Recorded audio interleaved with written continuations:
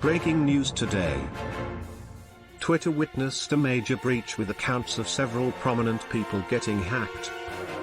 The accounts hacked included those belonging to Barack Obama, Joe Biden, Jeff Bezos, Warren Buffett, Bill Gates, Mike Bloomberg, Elon Musk, Kanye West and others.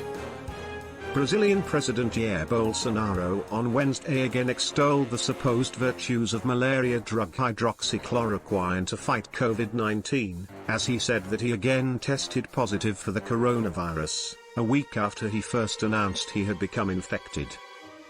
More than 70 rich countries have signed up to a global coronavirus vaccine initiative intended to ensure that any effective shots are fairly distributed around the world, but which may also allow them to buy more vaccines to stockpile for their own citizens. A group of 174 Indian nationals, including 7 minors, has filed a lawsuit against the recent presidential proclamation on H-1B that would prevent them from entering the United States or a visa would not be issued to them. Bill Stepien, U.S. President Donald Trump's former second-in-command, replaces Brad Parscale as the president's campaign manager. China has accused the U.S. of seeking to obstruct its development with recent steps to sanction officials who undermine local autonomy in Hong Kong, summoning the U.S. ambassador in Beijing to lodge a protest. The civil rights lawsuit, filed by lawyers representing George Floyd's family members, seeks compensatory and special damages in an amount to be determined by a jury. It also asks for a receiver to be appointed to ensure that the city properly trains and supervises officers in the future. Oklahoma, which reported a daily record of 1,075 cases, became a focal point of the resurgent coronavirus outbreak after its governor, Kevin Stitt, announced he had tested positive. China's economy rebounded from a painful contraction to grow by 3.2% over a year earlier in the latest quarter as antivirus lockdown were lifted and factories and stores reopened.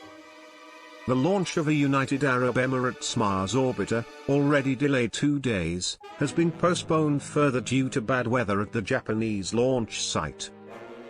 U.S. Secretary of State Mike Pompeo downplayed the possibility of another summit between President Donald Trump and North Korean leader Kim Jong-un before the presidential election, saying Trump would only want to engage if there were real prospects of progress.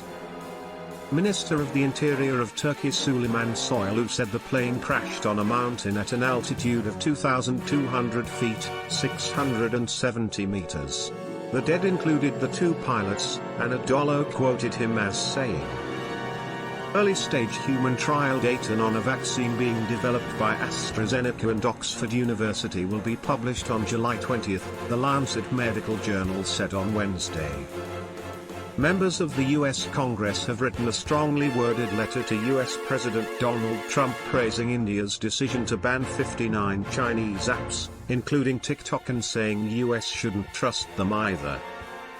In the global race to make a coronavirus vaccine, a state-owned Chinese company is boasting that its employees, including top executives, received experimental shots even before the government approved testing in people.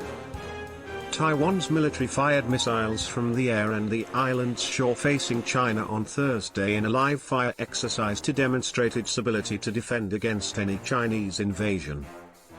The dismembered body of a 33-year-old tech entrepreneur, Fahim Saleh, was found inside his luxury Manhattan condo where an electric saw was left behind, police said Wednesday.